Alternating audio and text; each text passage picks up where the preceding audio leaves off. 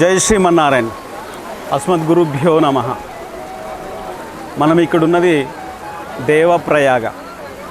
పంచప్రయాగలలో చివరిదైనటువంటి 5వ ప్రయాగ.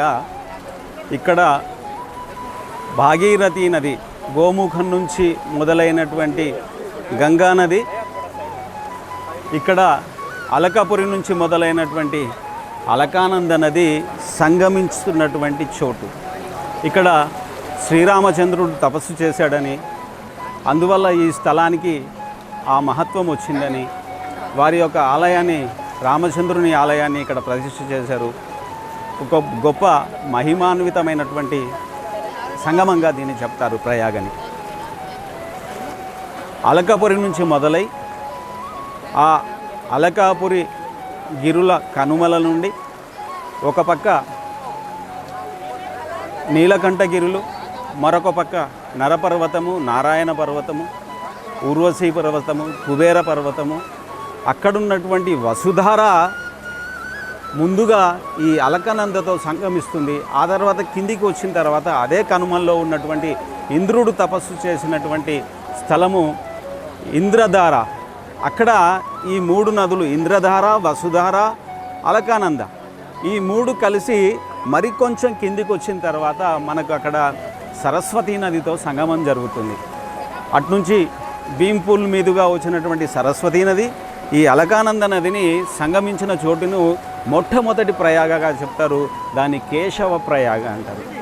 అటు నుంచి మరింత ముందుకు పారుతూ వచ్చినటువంటి అలకానంద మరికొద్ది దూరంలో బద్రీనాథ్ క్షేత్రాన్ని దాటిన తర్వాత, పాండుకేసరి దాటిన తర్వాత ఒక చోట పైనుంచి వస్తున్నటువంటి రిషిగంగాను, ధూల్గంగాను, 2 ఆ గంగలు మళ్ళీ ఈ అలకానందాన్ని సంగమిస్తాయి. దాన్ని విష్ణు ప్రయాగ అంటారు. అది 2వ ప్రయాగ.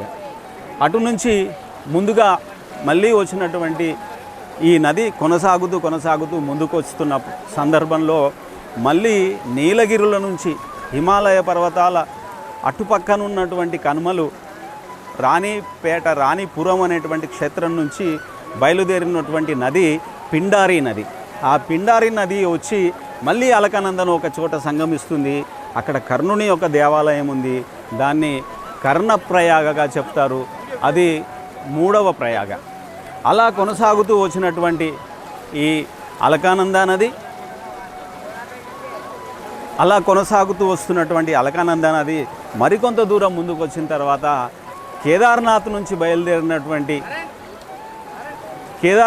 బయలుదేరినటువంటి మందాకిని నదితో, అక్కడ కూడా మనం మందాకిని నదిని చూసుకుంటే కేదార్నాథ్ క్షేత్రం దగ్గర మొదలైనటువంటి ఈ మందాకిని ఒక పక్క వచ్చినటువంటి సరస్వతి నదిని సంగమిస్తుంది. అలాగే అటుపక్క వాసుకి తాల్ నుంచి బయలుదేరినటువంటి మరొక నదితో, ఆ పక్కనే ఉన్నటువంటి దూద్గంగా అనేటువంటి మరొక నదితో సంగమించి, అక్కడ ఈ మందాకిని నది అక్కడి నుంచి అనేక నదులతో సంగమిస్తూ వచ్చి చిట్ట చివరగా రుద్రప్రయాగలో ఈ అలకానంద నదితో కలిసి అక్కడొక సంగమము.